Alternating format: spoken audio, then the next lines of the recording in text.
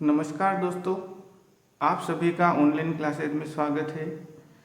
अपने पिछले वीडियो में लिगेंड के प्रकार के बारे में अध्ययन किया था, जिसमें एक दंतुक लिगेंड जिनमें एक दाता परमाणु उपस्थित हो, द्विदंतुक लिगेंड जिनमें दो दाता परमाणु उपस्थित हो और षटदंतुक लिगेंड जिनमें 6 दाता परमाणु उपस्थित हो। उन सभी प्रकारों को उदाहरण सहित अपन ने समझा था। आज के इस वीडियो में हम उभयदंती लिगेंड के बारे में अध्ययन करेंगे।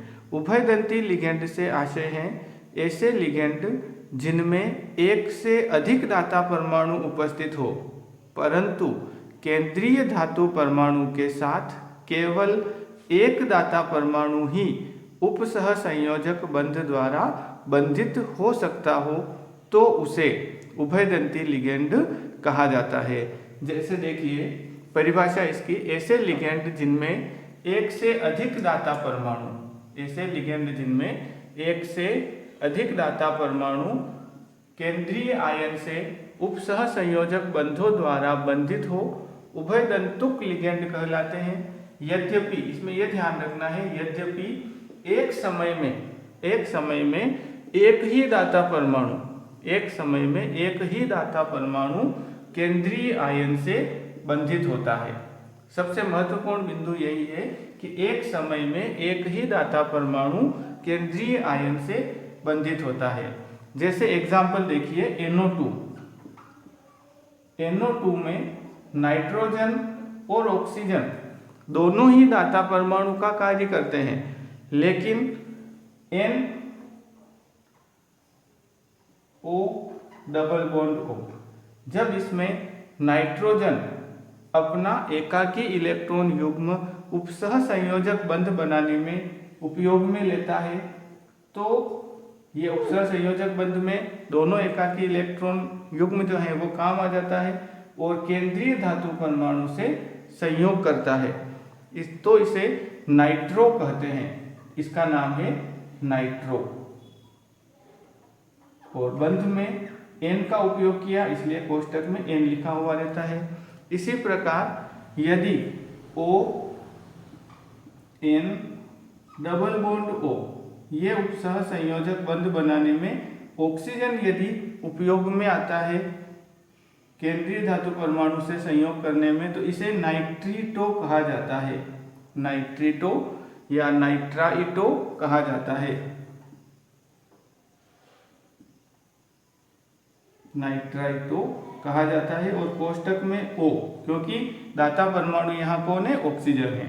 दूसरा एग्जाम्पल है cyanide C triple bond N। अब इसमें भी दो दाता परमाणु है, कार्बन भी दाता परमाणु का कार्य करता है और नाइट्रोजन भी दाता परमाणु का कार्य करता है। तो इसमें यदि C triple bond N, carbon जो है वो केंद्रीय धातु परमाणु से उपसह संयोजक बंध से संयोग करता है, तो उस समय इसे साइनो कहा जाता है, साइनो। और यदि केंद्रीय धातु परमाणु से नाइट्रोजन उपसह संयोजक बंध से संयोग करता है, तो उसे आइसोसाइनो कहा जाता है, आइसोसाइनो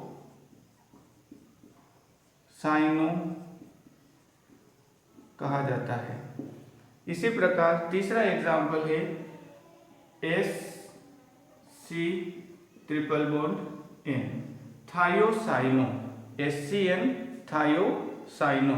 अब इसमें यदि सल्फर के साथ SC ट्रिपल बॉन्ड N, यदि सल्फर केंद्रीय धातु परमाणु के साथ उपसह संयोजक बंध से बंधित होता है, तो इसे थायोसाइनेटो कहा जाता है, थायोसाइनेटो कहा जाता है।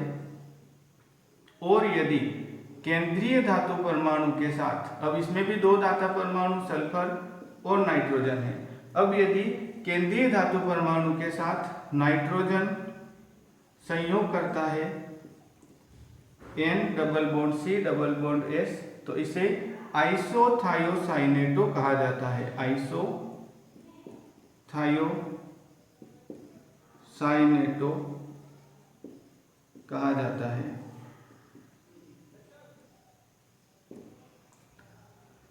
अब इसके अंतर्गत बोर्ड के अंदर 2004, 11 और 2013 में अलग अलग क्वेश्चन पूछे हुए हैं, जो कि अपन ने प्रीवियस वीडियो में भी डिस्कस किए थे। 2004 में एक क्वेश्चन आया था, EDTA में दाता परमाणुओं की संख्या कितनी है। अपन ने पिछले ही वीडियो में देखा था, EDTA का मतलब होता है एथिलीन डाइएमीन टेट्रा एसीटेट। तो इसमें दाता परमाणुओं की संख्या 6 होती है। दूसरा क्वेश्चन 2011 में आया था बोर्ड के एग्जाम में, षटदंतुक लिगेंड का एक उदाहरण दीजिए। तो षटदंतुक लिगेंड जिनमें 6 दाता परमाणु होते हैं, उसका एग्जाम्पल है EDTA। अगला क्वेश्चन जो इसी टॉपिक से संबंधित है, 2013 में आया था, उभयदंती लिगेंड का एक उदाहरण देकर बताइए कि यह क्यों उभयदंती लिगेंड कहलाता है। तो इनमें से कोई सा भी एक उदाहरण अपन ले सकते हैं। और दूसरा इसमें यह पूछा हुआ है कि यह क्यों उभयदंती लिगेंड कहलाता है। तो उभयदंती लिगेंड इसलिए कहलाता है कि इनमें 2 दाता परमाणु उपस्थित होते हैं। कितने? 2 दाता परमाणु उपस्थित होते हैं, लेकिन एक समय में केवल एक ही दाता परमाणु, एक प्रकार का जो दाता परमाणु है वो ही केंद्रीय धातु परमाणु से संयोग करता है, और दूसरे समय में दूसरा दाता परमाणु जो है वो संयोग कर सकता है। तो इसलिए इनके 2 अलग अलग नाम हो जाते हैं। और उभय नेक्स्ट टॉपिक है किलेट लिगेंड। किलेट लिगेंड से आशय होता है बहुदंतुक लिगेंड, जिसमें ऐसे लिगेंड जिनमें 2 से अधिक दाता परमाणु उपस्थित होते हैं उन्हें बहुदंतुक लिगेंड कहा जाता है। तो बहुदंतुक लिगेंड केंद्रीय आयन से अपने केंद्रीय धातु परमाणु से अपने 2 या 2 से अधिक दाता परमाणुओं का प्रयोग उपसह संयोजक बंध के लिए करता है, तो एक वलय संरचना प्राप्त होती है। उस वलय संरचना को किलेट वलय और लिगेंड को किलेट लिगेंड कहा जाता है।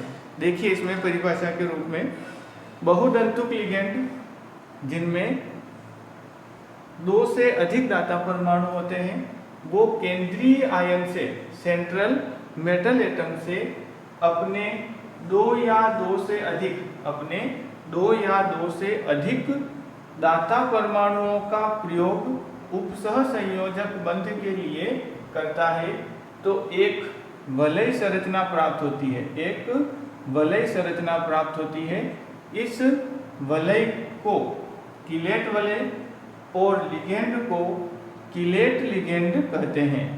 जैसे एथिलीन डाइएमीन और ऑक्जेलेटो। तो इसमें एक एग्जांपल लेते हैं CuEn का होल ट्वाइस 2+। तो इसके अंतर्गत एथिलीन डाइएमीन अपन ने प्रीवियस वीडियो में देखा था। एथिलीन डाइएमीन का स्ट्रक्चर इस प्रकार होता है ये। तो एथिलीन डाइएमीन का होल ट्वाइस है, तो 2 एथिलीन डाइएमीन लेते हैं और केंद्रीय धातु परमाणु यहाँ पर है Cu, केंद्रीय धातु परमाणु है Cu। तो NH2 CH2 ये इस प्रकार। तो अब नाइट्रोजन पर जो लोन पेयर होते हैं वो इसके साथ उपसह संयोजक बंध बनाएंगे ये। तो एक प्रकार की ये जो वलय संरचना बनती है, इस वलय को किलेट वलय कहा जाता है और इन लिगेंडों को किलेट लिगेंड कहा जाता है। इसी प्रकार ऑक्जेलेटो का भी एक एग्जाम्पल है FeOX का होल थ्राइस, FeOX का होल थ्राइस 3-। अब इसके अंतर्गत देखिए, अब जैसे यहाँ पे ये 2+ है तो अपन कोष्टक में लिख करके 2+ लिख सकते हैं। FeOX का होल थ्राइस 3-। तो ऑक्जेलेटो में केंद्रीय धातु परमाणु है Fe, केंद्रीय धातु परमाणु है Fe, और इसके साथ जैसे COO, तो ये ऑक्सीजन दाता परमाणु इसके साथ संयोग करेगा तो एक वलय ये बनाएगा। इसी प्रकार C ये O O, तो ये दोनों भी इसके साथ एक वलय बनाएंगे। एक और लिखते हैं अपन C C और डबल बॉन्ड O, ये डबल बॉन्ड O, ये single bond O, single bond O, और ये केंद्रीय धातु परमाणु के साथ इस प्रकार उपसह संयोजक बंध से बंधित हो जाता है 3-। तो ये जो वलय बनती है इसे किलेट वलय कहा जाता है और लिगेंड को किलेट लिगेंड कहा जाता है। इसका भी आप स्क्रीनशॉट ले लीजिए।